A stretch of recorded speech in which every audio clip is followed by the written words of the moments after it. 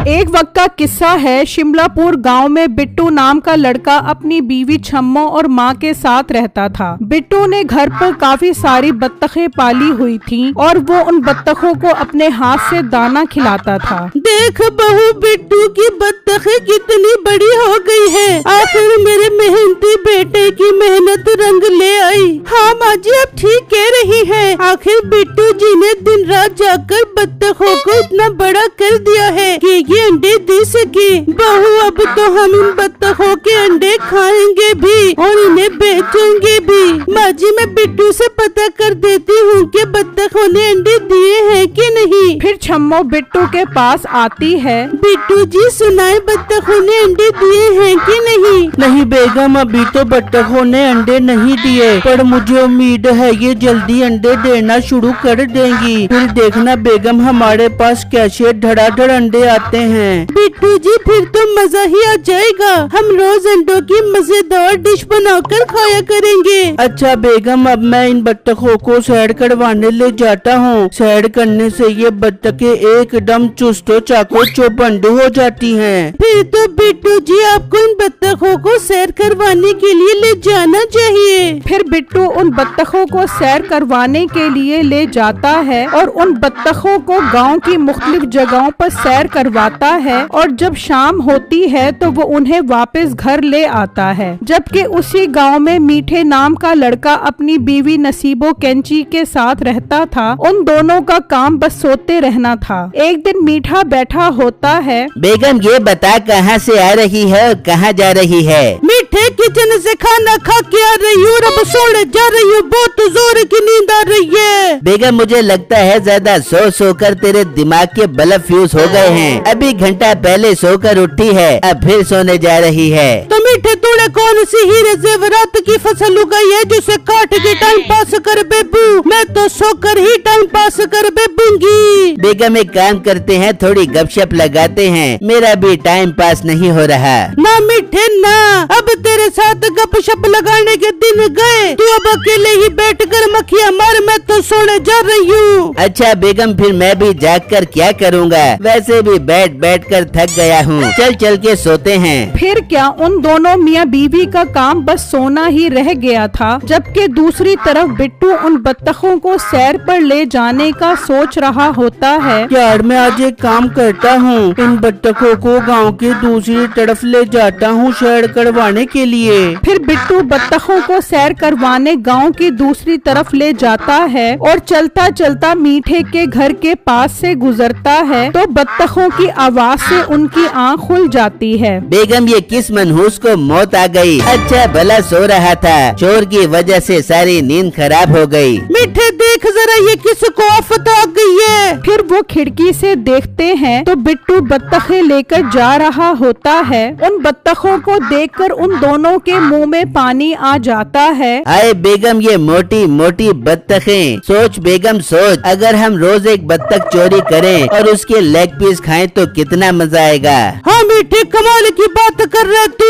मुफ्त की बत्तखें खाने का तो स्वाद ही अलग है। मेरे मीठे, हम एक काम करते हैं, उसके घर चलते और रोज एक एक बत्तख चोरी करके आते हैं। फिर वो दोनों बिट्टू का पीछा करते करते उसके घर आ जाते हैं। बिट्टू उस वक्त पिंजरे को ताला लगाकर जा रहा होता है। ये क्या मीठे, इस मोटे ने तो पिंजरे को ताला लगा दिया है। अब हम बत्तख कैसे चोरी कर बेबेगे? बेगम, अगर हमने ताला तोड़ा तो उसकी आवाज से वो अलर्ट हो जाएंगे। अब हमारे पास एक ही रास्ता है। वो कौन सा रास्ता है मीठे? जल्दी बता, मुझसे सब्र नहीं हो रहा। बेगम, वो रास्ता ये है कि जब ये मोटा इन बत्तखों को लेकर हमारे घर से गुजरेगा तभी हम ये बत्तखें चोरी करेंगे। इस तरह हमें रोज एक एक बत्तख करके चोरी करना आसान हो जाएगा। मीठे, मुझे ये तेरा आइडिया बहुत पसंद आया। अब हम ऐसा ही कर बेबेंगे। फिर वो वहाँ से चले जाते हैं और अपने घर आ जाते हैं और इतनी देर में रात हो जाती है। हाय मीठे, देखते कब सुबह हो पेगी और कब वो बत्तख लेके आएगा और कब हम उसका लेग पीस खाएंगे। बेगम इंतजार तो मुझसे भी नहीं हो रहा,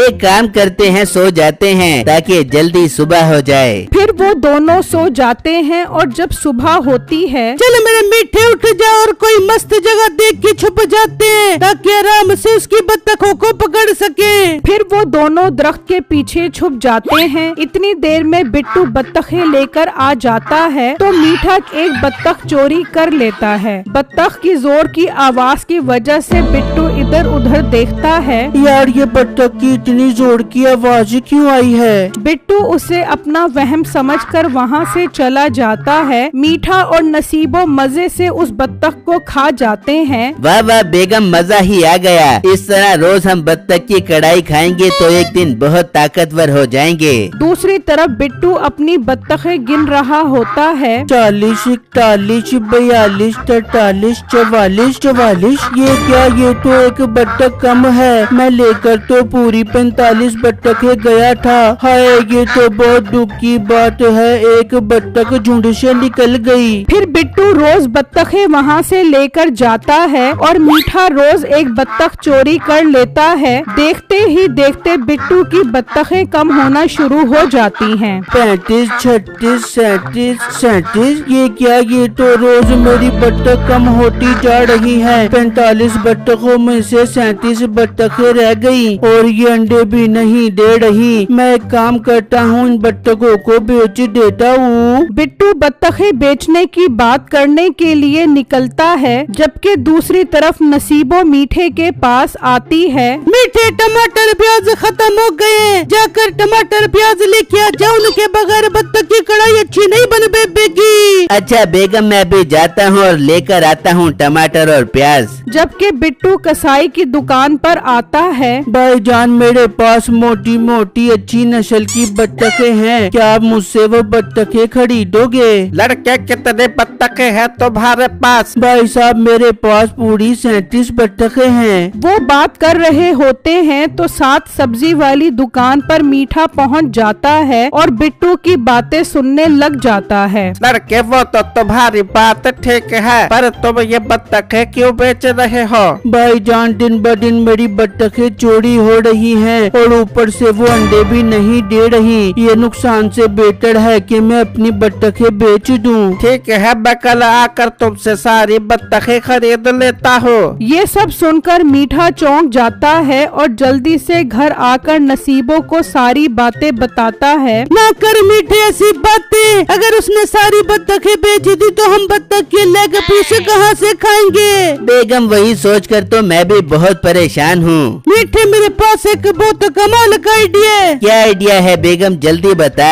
मीठे मेरी जाड़ की टोटे बता दूंगी, नहीं बल्कि करके दिखा दूंगी। फिर रात होती है। नसीबो अंडे लेकर जाती है और अंडे बत्तखों के पिंजरे में रख देती है। पर बेगम ये सब करने का फायदा क्या होगा? मेरे भोले मीठे देख, जब वो मोटा बिट्टू सुबह ये अंडे देखेगा तो वो समझेगा कि ये अंडे बत्तखों ने दिए और फिर वो ये बत्तखें नहीं बेचेगा और हम ये बत्तखें पकड़ पकड़ कर खाएंगे। वाह बेगम, क्या खूब चलता है तेरा दिमाग। फिर वो दोनों घर आ जाते हैं और फिर जब सुबह होती है तो बिट्टू बाहर आता है और अंडे देखकर खुश हो जाता है। वाह वाह मेरी बत्तखों ने अंडे दे दिए। बेगम माँ जी जल्दी बाहर आओ, मेरी बत्तखों ने अंडे दे दिए। फिर छम्मो और माँ खुशी खुशी बाहर आते हैं। मुबारक हो बिट्टू, तेरी मेहनत रंग ले आई है। ये तो बहुत खुशी की बात है, तेरी बत्तखों ने अंडे देना शुरू कर दिए हैं। बिट्टू जी मैं भी बहुत खुश हूँ, अब मैं रोज इन अंडों से नई नई डिश बनाकर खाऊंगी। वो बातें कर रहे होते हैं कि कसाई आ जाता है। लो बिट्टू, मैं आ गया हूँ तुमसे बत्तखें खरीदने के लिए,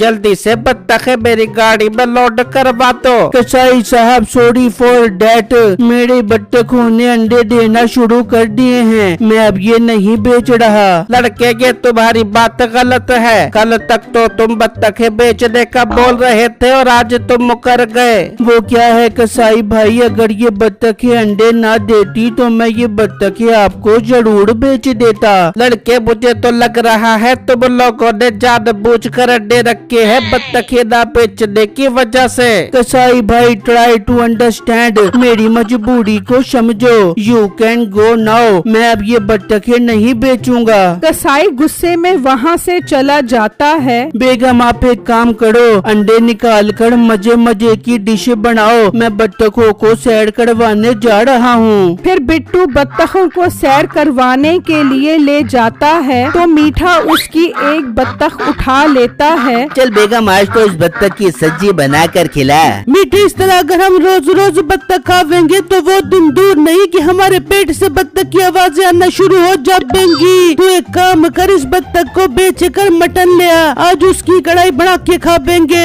फिर मीठा वो बत्तख लेकर उस कसाई के पास आ जाता है तो कसाई वो बत्तख पहचान लेता है। मीठा बत्तख बेचकर वहाँ से चला जाता है। वो लड़का बता रहा था उसकी बत्तखें चोरी हो रही है और ये बत्तखें तो मैंने उसके पास ही देखी थी, इसका मतलब ये बत्तखें चोरी कर रहा है। फिर कसाई पुलिस को लेकर उनके पास आता है। पुलिस साहब यही है बत्तख चोर। पुलिस वाला उनसे सख्ती से बात करता है तो वो सच उगल देते हैं। पुलिस साहब हमें माफ कर दे, हमने ही बत्तखों की चोरी की थी और अंडे इसलिए रखे थे ताकि वो कसाई को अपनी बत्तखें ना बेचे। देखा पुलिस साहब, बोल दिया ना इन्होंने सच।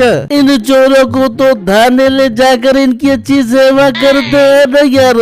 फिर पुलिस वाले उन्हें अपने साथ ले जाते हैं और कसाई बिट्टू के पास आता है। हाँ लड़के सुनाओ, तुम्हारी बत्तखों ने अंडे दिए के नहीं? नहीं भाई, मेरी बत्तखों ने अंडे नहीं दिए, पता नहीं मेरी बत्तखों को क्या हो गया है। तुम्हारी बत्तखों को कुछ नहीं हुआ, बल्कि तुम्हारी बत्तखों को जो चोरी करता था मैंने उन्हें पुलिस के हवाले करवा दिया, वही तुम्हारे पिंजरे में अंडे रख कर गए थे। फिर बिट्टू चोरों को देखने पुलिस स्टेशन आ जाता है। अच्छा तो ये हैं वो बगैरत लोग जो मेरी बत्तखें चोरी करते थे। बिट्टू हमें माफ कर दो और पुलिस वालों से हमें बचा लो, ये हमें बहुत मारते हैं। अच्छा मेरी सारी बत्तखें खा गया और मैं तुझे माफ कर दूं, अब सड़ो जेल में, तुम्हारी यही सजा है। फिर बिट्टू वहाँ से चला जाता है और उनको सही सजा मिल जाती है।